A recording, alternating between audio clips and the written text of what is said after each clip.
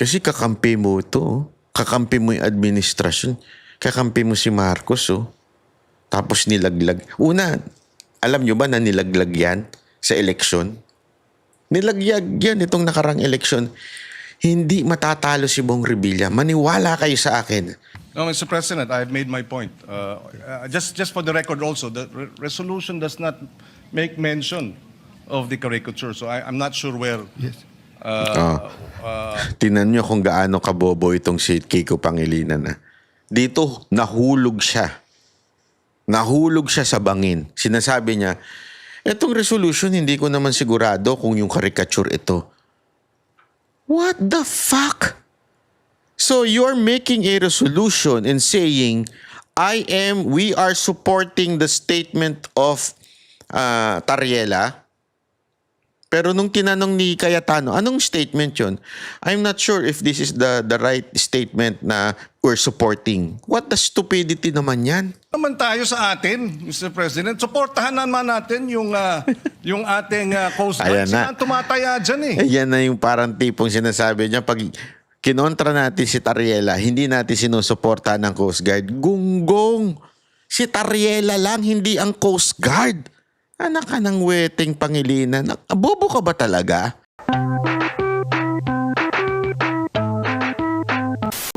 Masakit. At higit sa lahat, nakakagalit. Alam ko yung pinagdadaanan ni Madam eh. Kasi kakampi mo ito. Kakampi mo yung administrasyon. Kakampi mo si Marcos. Tapos nilaglag. Una, alam nyo ba na nilaglag yan sa eleksyon? Nilaglag yan itong nakarang eleksyon. Hindi matatalo si Bong Revilla. Maniwala kayo sa akin. Luzon, Visayas at Mindanao, hindi matatalo yun. Napaka-imposible. Inendorso pa yun ng INC. Hindi talaga siya matatalo. Whether you like it or not, malakas talaga yan. Dati nga yan ang pinaplanong patakboy ng presidente nun eh. Malakas po talaga itong maman to. At pangalawa, maayos talaga magtrabaho ito. Minsan kasi, tanda natin marami sa inyo nanlalait dahil, ano na natin to, let's deal with the elephant in the room. Alam natin, pag nagrarally, sumasayaw siya ng budots. Because that's how the Filipinos are, alam mo yun, na-entertain, especially on the rally, tapos doon sila na, But, sa totoo lang, if you would check his record, being a senator, being a public official dyan sa Cavite, maganda ang record niya. Talagang nagtatrabaho. Kasi minsan lang, kailangan mo lang talagang sakyan yung, alam mo yun, yung style of campaigning. You have to accept. As a matter of fact, yan nga din yung sinabi nun kay Mocha. Kasi si Mocha nung unang simula niya, sinasabi sa kanya is, seryoso si Mocha. Kasi sinabi sa kanya, wag ganyan. Kasi hindi ganyan maano ang tao. Alam na natin na you are serious in serving the people. Alam na natin ang motibo mo ay maganda.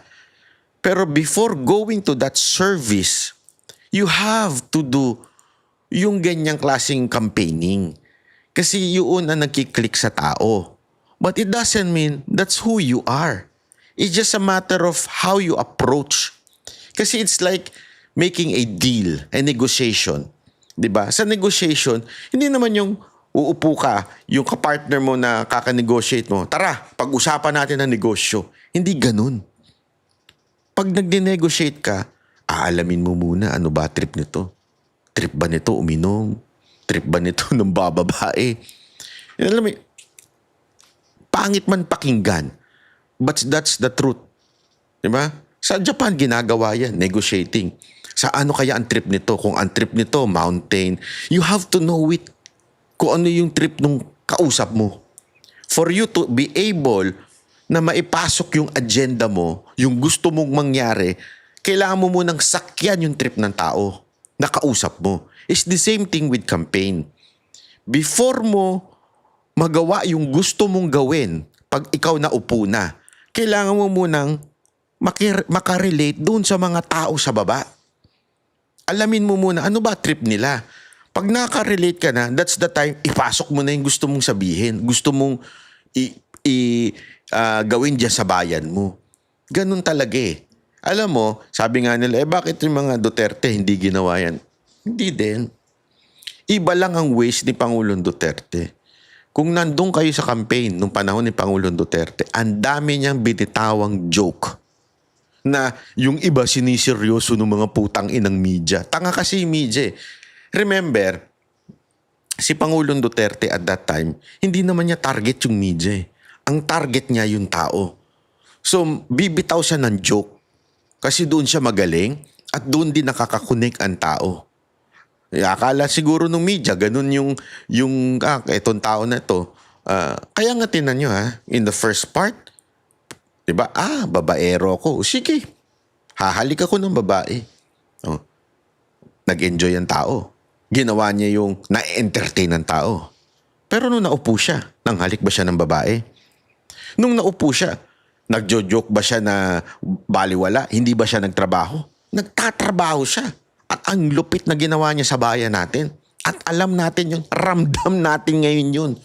Na itong Pangulong to, si Rodrigo Roa Duterte, talagang nagsilbi sa bayan to the point, gumanda ang ating peace and safety sa ating Pilipinas, ang ating mga negosyante naging kampante, dumaming investment, maraming napagawa na infrastructure. Diyan ka nakadama ng pagbabago eh.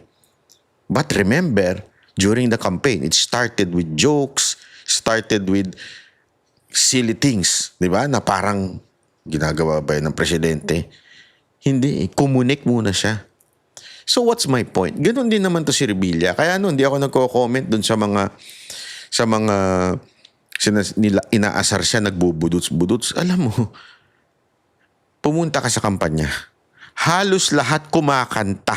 Lahat nga ng politiko pagka-campaign, lahat ng politiko during the campaign nagiging entertainer. No? Walang biro. Lahat. Kaya nga napaka-plastic. Kung aakusahan lang natin to isang tao na to, nagbudot siya. Iba nga kumanta. Sumayaw. Di ba? Pero may nagawa naman nung naupo. So that's my point. So anong ibig ko sabihin nito? Etong tao na ito, kung ito magnanakaw, kung ito talaga ay masamang public official, people will not talagang support this person. Kita niyong suporta sa kanya ngayon kahit ginigipit siya. Sabi ko nga sa inyo, mali kayo. Baka dumating ang pagkakataon pag ito tumakbo ng mas mataas na posisyon, patay kayo, maniwala kayo. Ang kanyang pagdurusa ay hindi bunga ng pagsuko sa isang kasalanan, kundi isang pagsuko sa sistemang pumayag sa kawalan ng hustisya. Nagbabalita. So ayan po mga kababayan, sana po ay maunawaan natin ito. Alam nyo ako, sabi ko nga sa inyo kilala nyo ako, si Banat Bay ako. Pag tama talaga pinapalakpakan ko. Pag mali, binabanatan ko. And hindi ako yung tipo ng taong basta-basta lang pagdating sa panghuhusga. Hindi ako yung tipo ng vlogger na kung ano yung agos sinasakyan ko. Sabi ko nga sa inyo gawain na po ko ito at maging ang mga banateros na kumontra sa to go against the wave o yung maging against kami doon sa mga tao na sa tingin nila tama sila pero in reality mali talaga. Eto, maraming pang nagsasabi dyan na kita nyo na, pangalawa niya na yan, bla bla bla bla. Hindi po, sabi ko sa inyo, alam ko nangyari. Alam ko, nung nakulong siya dati, it is because of Aquino. Alam na natin yan. I will not go through it kasi patay na yung presidente. Pero dahil kumontra siya sa kagustuhan ni Pinoy noon, kaya siya nakulong. Kaya nga na-acquit Acquitted po siya. Alam niyo sabihin na acquitted? Not guilty. Iyan po ang sinabi ng court. And yet, at that time, grabe yung akusasyon sa kanya. Siyempre, yellow propaganda ba naman? Alam niyo naman ng yellow propaganda Yan ang pinaka-hayop sa propaganda. Mga hayok yan sa propaganda. Ito mga dilawan Pinalabas talaga siyang sobrang sama. Diba? Ganun ang ginawa sa kanya. And yet, eventually, lumabas siya. Bakit? Sabi ng korte, asan ang ebidensya nyo? Wag nga. Wala. Walang kwenta yung ebidensya na inakusa sa kanya. This time, umuulit na naman. Kasi nga, easy target siya eh. Yeah? Kaya sabi ko sa inyo, pag-aralan nyo na mabuti ito. Maniwala kayo sa akin. O ito, pag-usapan po natin itong kay Cayetano. Talaga nga namang niyari niya po si Pangilinan. Talagang sinampal ng katotohanan. Grabe ho ito. Nagulat ako dito. Sabi ko, wag nyo talagang sa dami-dami nang babanggain yung senador. Oo, si Marcoleta magaling din. Ito honestly, this is my honest opinion.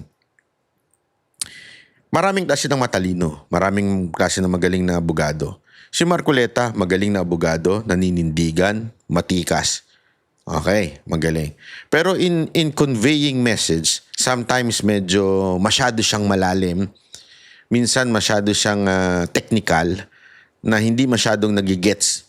O alam mo yon, ano pa nga si Marcoleta, gentle pa. Okay? Pero pag si Cayetano ang bumanat, pag si Cayetano ang yumari at nakadebate mo, debater talaga. Pahiya ka.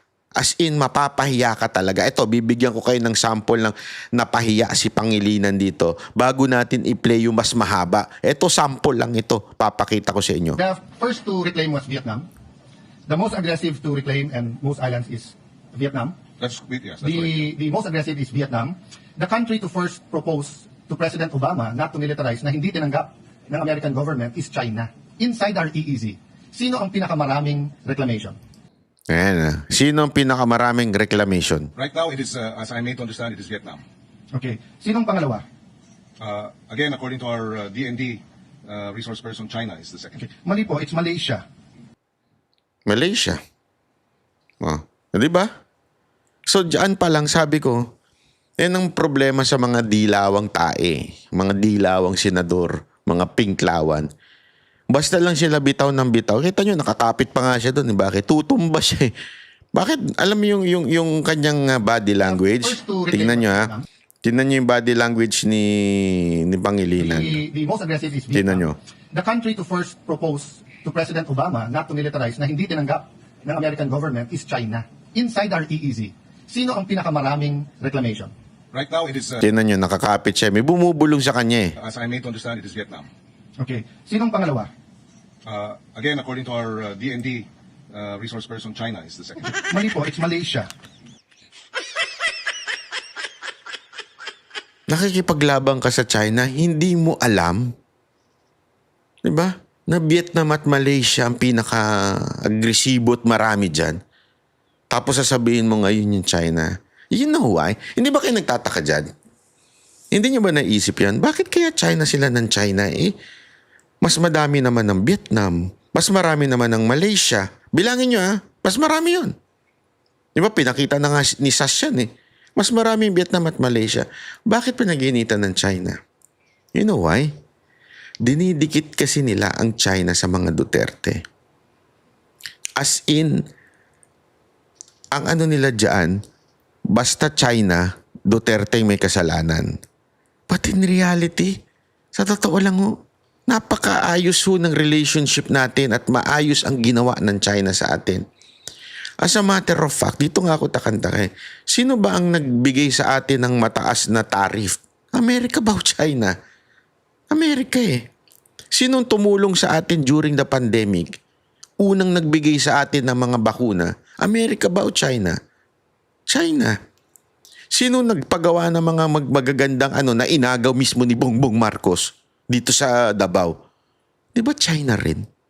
Alam mo kanina nagpunta kami sa coastal Sabi ko nga kung lumamig lang to, para na ako nasa Europa. Oo. Kasi remember, di ba nagpunta tayo dyan sa Europa, ilang beses tayo nagpunta dyan.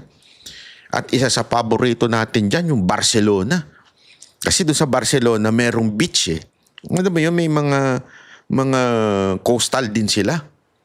Sabi ko nga kulang na lang dito sa Davao City, mga siksing matatangos ang ilong. Parang Spain na ito, parang Barcelona na ang dating nito. Yeah? Totoo naman anong punto ko doon? Ibig ko lang sabihin, ganun kaganda. At may video tayo. Pinakita ko. Kung gusto nyo makita, nasa Facebook ko po yan. Kita nyo naman yung project. Alam mo, doon sa drone na ginagamit ko, hindi ko pa kasi kabisado yun eh. Kaya natatakot akong i-ano sa dagat eh. Kasi ang lakas ng hangin, gumagano yung drone. Hindi, doon sa video, hindi gumagano kasi nga merong gimbal yun. Pero sa gumagano yung drone. Pag pumupunta na doon sa may dagat, natatakot ako baka mamaya biglang bumagsak. Sayang naman yung pera natin doon. Mahal din yun, di ba? 30,000 din yun. So anong ibig ko sabihin? Pag tiningnan mo kasi talaga yun, in person, pag tiningnan mo yung parang harang, bago pa yung mismong ganon, may harang pa na mga parang malalaking bato. Hindi ito yung pipitsuging bato ha. Ito yung that can stand yung tindi ng agos, yung tindi ng alat ng tubig. Ganon siya katibay na kahit magka-tsunami, siguradong mahaharang. Magkakaroon ng splash sa kung may tsunami, pero mahaharang po yun. Unless yung tsunami kasi laki ng isang buong building. Pero grabe ho ang lalaki ho talaga. So imposibleng umabot doon, bago patamaan ito, may haharang na. Ganong kalupit po. So anong ibig ko lang sabihin? Ang tindi ho ng ginagawa ng China sa pagtulong sa Pilipinas. At may mga mas matitindi pang nananakop ng ating quote-unquote West Philippine Sea. Pero bakit yan ang pinag-iinitan? It's all because idinidikit nila at malapit ang mga Duterte sa China. Alam nyo, hindi naman malapit ang Pilipinas sa China eh. Pero China lang kasi ang matulungin. And not only in the Philippines, even in Africa, in other countries. Ewan ko nga, mga putang inang tatanga-tanga lang itong mga senador natin. Pumunta kayo sa ibang bansa. China is the number 1 ngayon in terms of modern technology. Sila yung kayang gumawa ng sobrang bibilis. Yung kanilang technology. Sabi ko, the mere fact, Apple is no longer made in US but made in China. It speaks so much. It's an American company and yet China ang tumitira. All the bags, di ba? Lumabas yan. Totoo yun. Yung mga designer bags, designer na mga brand, saan ginagawa? Sa China. Ang gagawin lang nila, alam nyo ba sikreto dyan? Kasi merong dyan sikreto na may percentage ng gagawin para ma-declare mo made in France, made in Paris. So ang gagawin, yung finishing ng mga bags ginagawa sa Paris, sa Italy, doon para masabing made in Paris o made in Italy. Pero most of it sa China na ginagawa. So anong ibig ko lang sabihin? Ang titindi ng ginagawa ng China, not only in the Philippines, but also in other countries as well. Tingnan nyo, halimbawa na lang dati sikat na sikat ang GoPro. Alam nyo yan, di ba? Pag sinabi, action camera, GoPro. Wala na. GoPro, bankrupt. Sino pumalit? DJI, Insta360. Ano pa? May lumalabas pang mga bago ngayon. It's all China company. Ganon sila katindi at ganon sila tumutulong sa iba't ibang bansa. Not only in technology, but also in all infrastructure. Ganon sila kalupit. And that's the only thing that they want sa atin. Oo, may mga tarantadong Chinese. I believe that. Pero, dahil ba sa may tarantadong Chinese, lahat ng Chinese citizen tarantado na? Buti pa nga sa kanila Ang dali mabitay dun Sa Pilipinas, tangina, ginawa ng lahat, di pa rin bitayin. Doon bitay talaga O ano pa? Yun na nga lang, sabi ko nga sa inyo yun na nga lang panahon na tayo ay walang makuha ng tulong. Sino nagtulong sa atin? Yung Sinovac, malamang maraming namatay kung hindi nabakunahan agad. Ganun ho. Tapos, hindi naman sila talaga ang pinaka nananakop. Mas marami pa. Hindi ko sinasabing huwag ipaglaban, hindi po ako pro-China. That's not what I'm saying. Kasi yan ang pinalalabas ng mga tarantadong mga pinklawan at saka mga dilawan at mga makakaliwa. Sinasabi nila pag inanoon China, ibig sabihin, pro-China ka. Hindi. Andyan ang Malaysia, andyan ang Vietnam. Ba't di yan ang sitahin nyo? Because hindi nila kayang idikit ang Malaysia at Vietnam kay Pangulong Duterte o sa mga Duterte.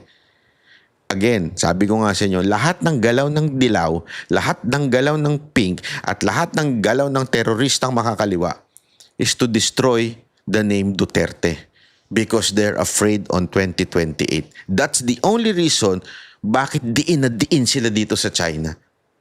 And another reason is para malihis ang issue ng flood control. Asan na yung lintik na flood control? Project na yan. Yung ghost flood control project na yan. Wala na. Blue Ribbon, anong ginagawa ninyo? Lacson, ba't yan ang concentration ninyo? Diba? Ito, paparinig ko sa inyo yung tindi nito, ha? It was saying, follow the decorum, Mr. President. Mr. President, kung ganyan ang stand natin, then my staff now can show a meme of you. Mr. President, Mr. President, dito ba sa, let me ask that question. Mr. President, I am not from China. Why will they put a meme? Why will your staff put No, a it's meme not about towards China. me? It's about decorum. You're comparing apples Mr. and President, oranges, no, Mr. no, no, no. President. Hindi. You are simplifying. Palakasan ng boses. Suspended for 1 minute. complicated na international. Ayan. Ito. Babalik tayo dyan. Yun lang yung pahapyaw ng ito talaga yung buo. Going back to Commodore Tariela, sa resolution nyo po kasi nakalagay dito in their performance of the official duties. So, tinanong ng ambassador ng China sa DFA, official ba yan? Which is tama and normal. So, if in Beijing, yung isang general doon ay maglabas ng caricature ni BBM, ipare-recall natin yung Pro-China na ito si Cayetano. Tignan ninyo. Bukas, ngayong araw na to, pro-China na siya. Yan ang sasabihin ng mga tarantadong dilawan, tsaka mga pinklawan, tsaka mga teroristang komunista. Pero ang pinupuntirya niya dito, yung pambabastos at katarantaduhan ni Tariela. Yun ang pinupunto niya dito. Iba na naman ang pinupunto ni Kiko Matching dito. ambassador natin doon pag hindi siya nagtanong, nag-protest na bakit, at pag hindi sinabing official ba yon. Kasi yung Pangulo natin takes effort and time for good relations despite the dispute. Tapos yung general, naka-uniforme pa siya on official time, will show this caricature. So my point, Mr. President, is naghahalo-halo kasi itong resolution na to kung ano tama't mali. Let's assume, I will not grant because hindi ko alam yung statements niyo, Mr. President. I have to admit that, okay? Pero naghahalo din yung statement si Tariela. We cannot pass this resolution saying that Commodore Tariela is correct because he's wrong. If he just simply stated, I love the Philippines, I will fight for our territory, I'll fight for our sovereignty rights, I will do my duty, but sorry, dahil uminit ulo ko, nilabas ko to, pero hindi official yan. Tapos tayo. We beg to disagree, Mr. President, that Mr. Commodore Tariela is mistaken. So- we would not have put this resolution and authored it if we felt See, Mr. so Tariela. that's what I want to elicit. So the author, Yan. Ibig niya sabihin, yun lang naman kasimple yun. Is this a official statement of our government? Which is not. Clear yan sa mga galaw ng administrasyon na to. One, bakit i-open ang visa-free sa China? Two, bakit laklakan ba o dinner o social drinking ang First Lady sa ambassador mismo? 3, yung mismong DFA, kinausap si Erwin Tulfo, sinasabing, oy, sabihan mo yung mga kasama mo. Actually, mabuti nga si Erwin Tulfo nakinig di ba? Ibig sabihin, alam na niya. Uy, sabi ng China, tsotomate lang, medyo wag kayo masyadong relax lang kayo. Ay, sabi ng China, sabi ng DFA, di ba? Tapos etong si Marcos, nakikipag-usap sa presidente ng China.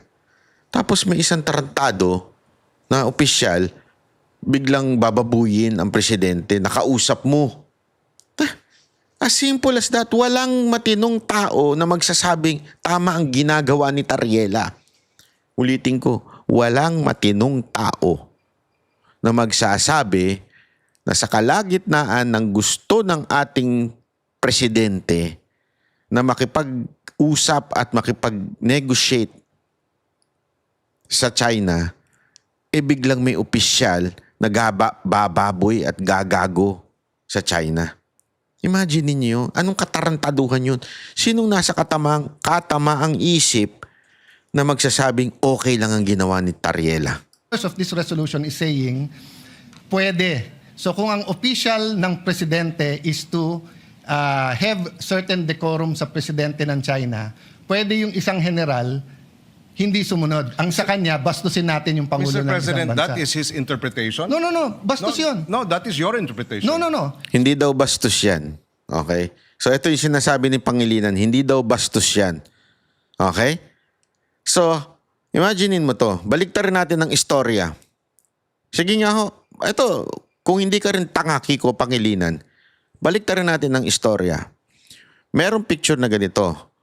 Si Jinping at saka si Bongbong Marcos nagkakamayan. Tapos may isang nakatayong Chinese general dyan na ang picture na pinapangaral niya doon sa mga tao ay mukha ni Bongbong na nagsashabu, yung mukha ni Bongbong na nakikipag-talik ng ewan. Magugustuhan nyo ba? Akala ko ba nag-uusap tayo? Akala ko ba aayusin natin to, tapos yung general ninyo sasabihin, adik ang presidente namin. Di ba magagalit kayo?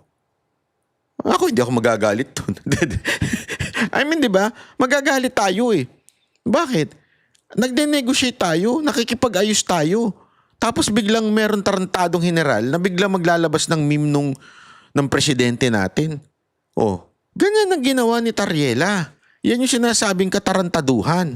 So if I ask them well, now... Mr. President, we beg to disagree. Can you show the slide Mr. ulit? President, we beg Mr. to disagree. President, The Department of National Mr. President, Defense tingnan niyo naman po. has issued a statement condemning China's remarks, Mr. No, President. we're not talking about... Mr. President, if you look at the DFA, it was also telling Tariela, but not directly. It says, It was saying, follow the decorum, Mr. President. Mr. President, So sinasabi ng DFA, follow the decorum. Hindi ko maintindihan ba't hindi maintindihan itong Kiko Pangilinan na ito. Yung simple lang naman. Hindi naman natin sinasabing ibigay natin ang putang inang West Philippines na yan. Hindi yun. Ang sinasabi natin dito, wag natin pirman tong resolution na sumusuporta dito sa tarantadong Tariela na to. Sa ginawa nitong tarantadong Tariela na to, na binaboy niya yung presidente ng China habang nakikipag-usap ang ating presidente. Huwag natin suportahan ito. Yun ang sinasabi ni Cayetano. Ito naman si Kiko, sasabihin niya, there's nothing wrong with that. Tanga ang puta. kung ganyan ang stand natin, then my staff now can show a meme of you. Mr. President, Mr. President, dito ba sa... Let me ask that question. Mr. President, I am not from China. Why will they put a meme? Why will Wow. your staff put No, a it's meme not about towards me? China. Stupid reasoning. Pangilinan. Hindi yung point na, I'm not from China, dapat yung babuyin. So, pwede palang babuyin dahil Chinese ka lang? So, parang, ano to? Anong katangahan to? Ang sinasabi dito, nag-uusap tayong dalawa. Nag-ano tayo, pinagtatalunan natin what is the right thing to do. Tapos bigla yung staff niya maglalabas doon ng placard, Kiko Matching. Oh, 'di ba? Na nakasabit na mukhang chonggo. Na mukha mo nakalagay doon. Habang yung pinagsisilbihan ng staff na yon nakikipag-usap sa iyo. Tama ba 'yun? Hindi naman tungkol sa China 'yun. Ang sinasabi dito, proper decorum. Proper. It's about decorum. You're comparing apples Mr. and President, oranges, no, Mr. no, no. President. Buta, malayo yun. You are simplifying Manalo yung apple and oranges mo dyan. what Session is is a suspended for 1 minute. complicated na international Labo talaga nito ni Kiko Pangilinan. Halatang halata eh. Gusto lang talaga idiin yung China issue. Iko, and to you, I think we were just making a point. I will speak after him. No, Mr. President, I have made my point. Just for the record also, the resolution does not make mention of the caricature. So I'm not sure where... Yes. Tinan nyo kung gaano kabobo itong si Kiko Pangilinan. dito nahulog siya. Nahulog siya sa bangin. Sinasabi niya, etong resolution, hindi ko naman sigurado kung yung caricature ito. What the fuck?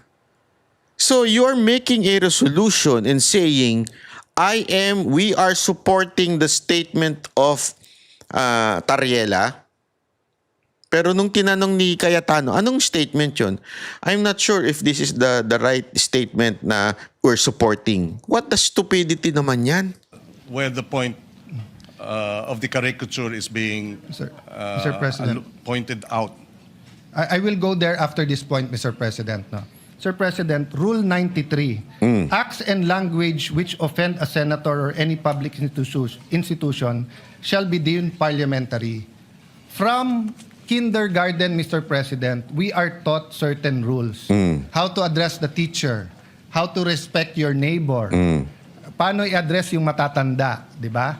Ganon din po sa international affairs. You do not mess with their flag and you do not mess with their symbol of authority, their king, sultan, prime minister, or president. If you are an official, especially under the president, napaka-importante nun, mga kababayan. Kasi, decorum mo naman. Respeto doon sa presidente to presidente. Diba? Nagagalangan sila. Tapos, ikaw na nasa ilalim ng presidenteng isang gumagalang doon sa isa, gagawa ka ng kababuyan. That's why in this slide, Mr. President, it is very clear, yung official natin is, despite any dispute, si President Zelensky at President Putin if you put them on the same room, magkakamayan yan. So that's why the question kay Commodore Tariela is, officially sanctioned ba yan? Which tama na tanungin ng Chinese ambassador, bakit? If a general in China makes a caricature of President Bongbong, Tingnan niyo yung palusot nito ni Kiko Pangilinan. Tingnan niyo, another kastupidutuhan itong tao na to. dapat i-protest ng ating ambassador. At dapat tanungin, official ba yan? Because we cannot look underhanded pagdating po sa international community. Alam niyo na kagad ang papalusot ni Kiko Pangilinan. Sasabihin niya yung mga dyaryo sa China na hawak ng gobyerno ng China, binababoy si Marcos. Tingnan niyo. Hindi pwede ang Pangulo makikipag-usap na eto walang personalan and then yung general mo personal. So I'm sorry I reacted because anyone who sees the caricature, is that a flattering caricature? If I do that caricature to any world leader, kahit dito, di ba? The majority leader is smiling. The majority leader and I had a we've known each other since 98. We've never argued with raising our voice. But umabot. I didn't even remember what I said. We apologized to each other. Bakit? Mali eh. Mali. Pero tama yung pinaglalaban mo, bro. Tama pinaglalaban ko. Mali yung paraan paano natin pinaglaban. Yun. Ganda ng panaywanag ni Cayetano dito. So wala akong problema sa pinaglalaban ni Commodore Tariela. Pero hindi naman tayo fraternity dito sa Pilipinas na mali na nga brad mo, pero dahil bugbugan sa ibang bansa, sasabihin mo tama brad mo. Mali eh. Mali. I don't propose a resolution, but the guy should apologize and just say na tama pinaglalaban ko, pero mali na ginawa kong ganyan. Now, if he wants to do that, he resigns his commission. He Yun. can go around, he can join the media, he can be a blogger, he can be a professor. Yun. He can be like Ronald Llamas and call himself a Political influencer analyst. or a political analyst, diba? Nayari ka, Lamas. Lamasin mo lang ni si Hindi, alam mo, tama siya dito eh. Simple lang eh, official to eh. Hindi dapat ginagawa ng official na nasa ilalim ni Marcos ito. Kung gusto niyang gumawa niyan, mag-resign siya, hubarin niya yung pagiging general niya, tapos maging vlogger na lang siya, may toyo na vlogger When you're dyan. in uniform, the other countries will ask you, official ba yan? That's standard, Mr. President. Kaya tayo nagkakaproblema. Mr. President, wala namang problemang magtanong sila. Pero itong mga bitiw na salita nila sa kanilang Facebook official pages ay hindi katanggap-tanggap. Number one. Number two, kahit sa China, Mr. President, kinakarikature ang ating Pangulo ng state-controlled, China state-controlled media. Na alam natin, walang lumalabas dyan na hindi aprobado ng Communist Party. So merong China, Xinhua News. Andito si BBM, may caricature. Andito rin, Ayan tignan mo di ba naririnig niyo yung bulong-bulungan ng mga staff niya? Tanga rin yung mga staff niya kesyo yan ang ibinigay. Yung media daw ng China, tandaan nyo media ng China naglabas niyan. Although it's still a state-controlled entity sa bansa nila kasi it's communist. So lahat ng media doon, kontrolado nila. And yet, it's still media. Ibig sabihin, hindi official. Ang tanga-tanga talaga. Hindi official statement yan ng gobyerno. Kung PTB ang naglabas niyan na under the state of the government of Marcos, hindi ki-questionin yan ng China. Walang pakialam ang China sa PTB4. Ang tanga naman. Shit, ewan ko. So maliwanag, Mr. President, na they too, through their official channels, Sir President. come up with caricatures, Mr. President. Sir President, yun po, with all due respect, Senator Pangilinan, and dapat ina-advisean ng DFA ng tama, hindi po mangga sa mangga o atis sa atis yan. Communist countries, including Vietnam, Cuba, North Korea, pag news outlet nila, although alam natin in reality may say sila, just like PTB4, in reality, hindi dapat, but in reality, kahit sinong administrasyon ay may say sa PTV4, is not considered track 1. Hindi siya track 1. So kung hindi ka track 1, pwede ka mag-caricature. Hindi alam niya ni Kiko Pangilinan. Alam niyo kung bakit alam ni Cayetano? Kasi naging DFA siya. Secretary siya. May alam sa foreign relation. Ibig sabihin ng track 1, hindi ikaw yun eh. Hindi ka official eh. Hindi ka naman dito eh. Oo, kontrolado ka ng gobyerno, pero hindi ikaw yung pinaka-track 1, yung nasa top, na para pag nagbigay ka ng statement, parang statement na rin ng presidente mo yun. Dahil general mo yun eh. Di ba? Media yun eh. Kahit na alam ng Communist Party. So if our diplomat ask, is that official? Sasagutin ka, that's our news. Hindi kami. Which is deniable, Mr. President, and therefore okay lang. No, it's not okay lang. Well, It's not okay lang, Mr. President. But Why It is the when we international- defend when our officials caricature, it's not okay. But when their state-controlled news caricatures, it's okay? no, Mr. Hindi nga okay eh. Di ba? Pinagpipilitan niya okay. Sabi na nga ni Cayetano, hindi nga okay eh.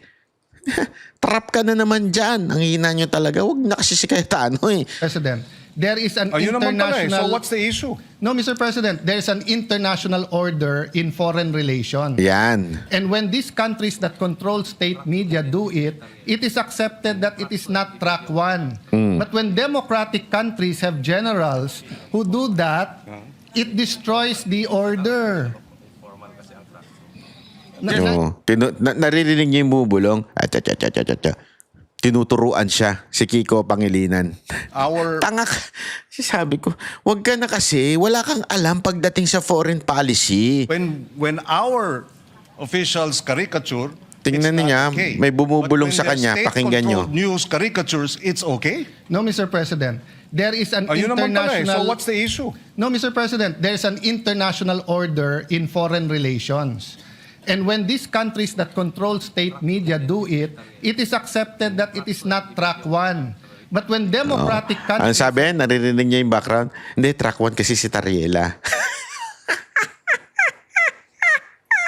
Kiko Pangilinan, ano yan? Tatanga-tanga lang talaga.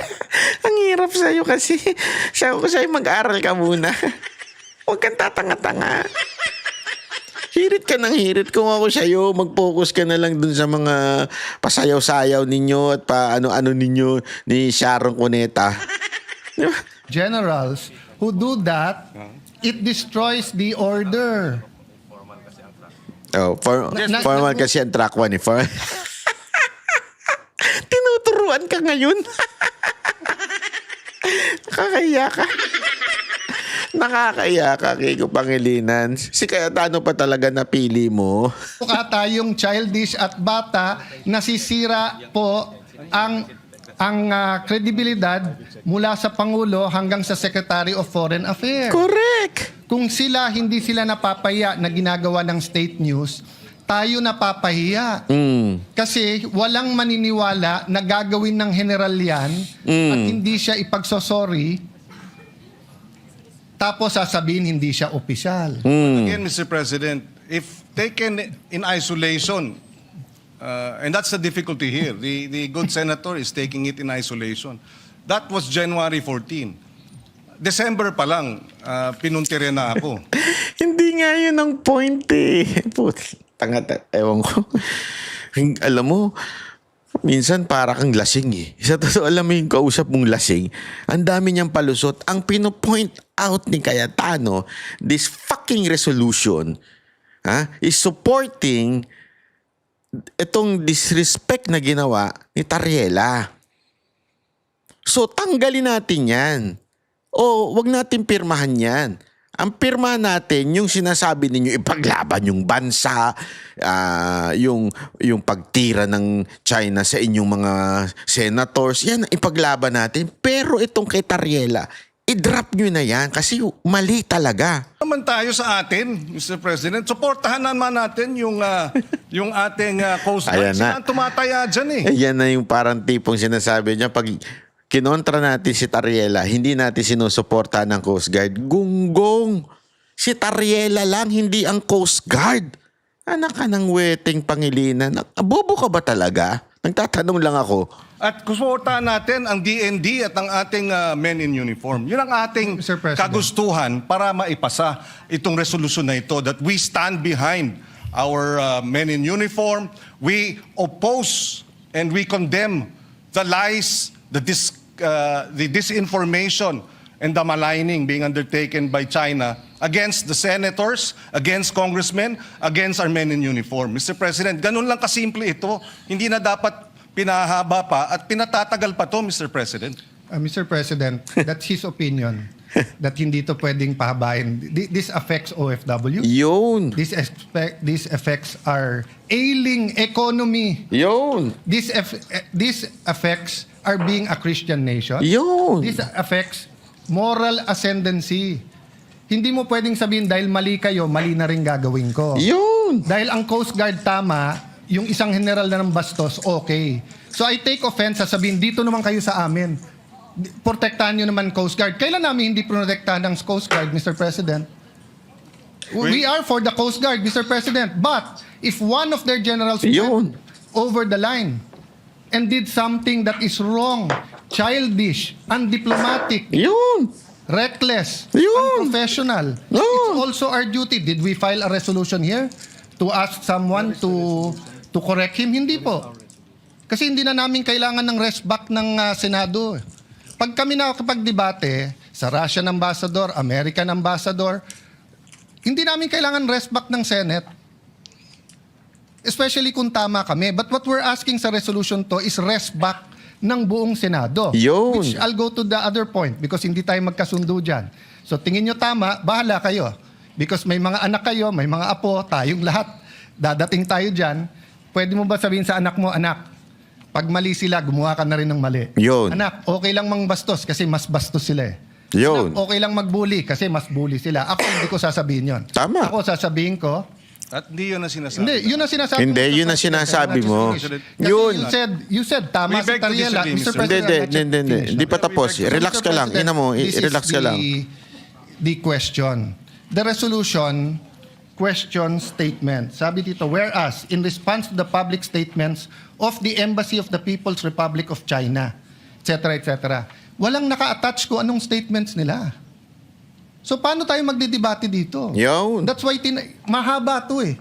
Mga pang 3 araw to. Iniisa-isa ko yung statements. Pinapakuha ko sa staff. Nagsumula lang ako kay Tariela because tinitingnan ko statements ni Senator Risa. I think that's within her rights.